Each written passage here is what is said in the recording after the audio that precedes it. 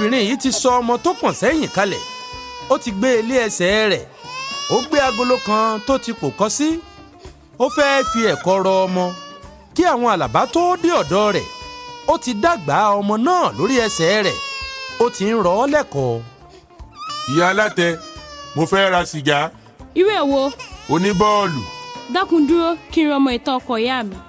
Ó rọ ọmọ lẹ́kọ̀ọ́ tán, ó ṣí ìborùn orí àtẹ rẹ̀, ó mú páálí sìgá oníbọ́ọ̀lù jáde, ó yọ ẹyọ kan jáde nínú rẹ̀, ó fi ọwọ́ ọ̀tún mú un fún Saminu, ó sì fi ọwọ́ òsì gbé ọmọ tó wà lórí ẹsẹ̀ rẹ̀.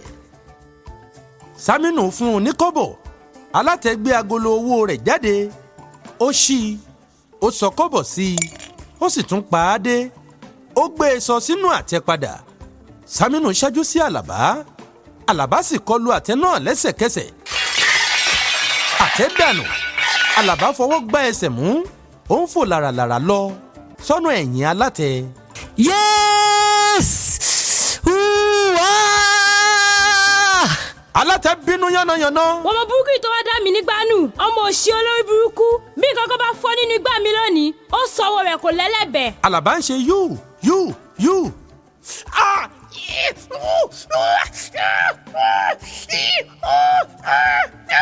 Obìnrin náà sì bójú wò ó lẹ́yìn. Kíá ni Saminu gbé agolo owó alátẹ, ó sì gbé agolo òfìfo ọwọ́ rẹ̀ sọ sínú igbá alátẹ. Àlàbá kò rí i tí ó fi ṣe eléyìí tán. Saminu náà ń ṣáájú èké. Ó rí i, ó ti da ẹgbẹ́ onígbánù. Ara rẹ̀ ò fi ọjọ́ kan balẹ̀ rí. Ẹ dákun o jàre ìyá alátẹ, ẹ má bínú. Nígbà tí kì í ṣe pé ojú rẹ̀ fọ́.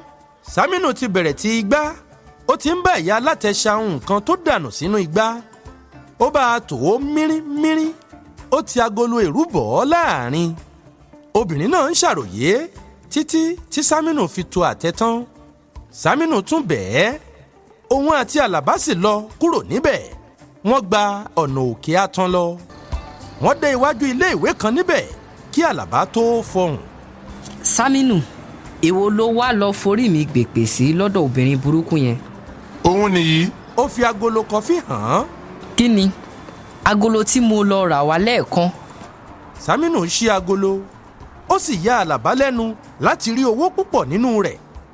Ó wá rántí pé agolo kọfí ní obìnrin yìí ń pawó sí nínú. Irú rẹ̀ gan-an sì ni Saminu sọ pé kí òun lọ rà wá lẹ́ẹ̀kan. Wọ́n jókòó kalẹ̀, wọ́n sì ka owó tí ó wà nínú agolo yìí. Náírà 3 àti kọ́bọ̀ 63. A ó jẹun alẹ́ nínú èyí, a ó sì fi ìyókù ra ìwé ìròyìn tí a ó máa tà látọ̀la lọ, àbí ká sì wá díẹ̀ sí i. Èyí tó bá ti sọ náà ni èyí ga jù. Wọ́n dìde, wọ́n sì lọ sí ilé ìwé kan tó wà lọ́nà abíírí.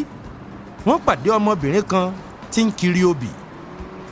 Wo àǹtí yìí, àwọn bíríkìlà tí ń mọlé níbi ilé ìyàgbẹ́ ẹ̀yìn sùkúrù lọ́hùn ní àwọn fẹ́ robì àti sìgá àti tìrẹ́bọ̀.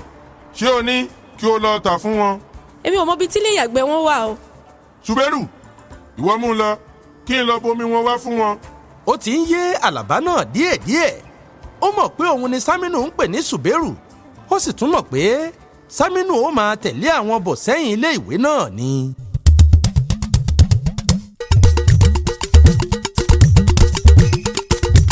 Nítòótọ́, wọn ò tí ì dé ẹ̀yìn ilé ìwé tán nígbà tí Saminu ń bọ̀ lẹ́yìn wọn. Ó sáré bá wọn. Kò sí ẹnikẹ́ni nítòsí. Saminu sọ igbá orí ọmọ alátẹ kalẹ̀ tipátipá. Òun àti Àlàbá sì kó owó tí ó wà nínú agolo rẹ̀. Wọ́n gba ọ̀nà ẹ̀yìn ilé ìwé sá lọ.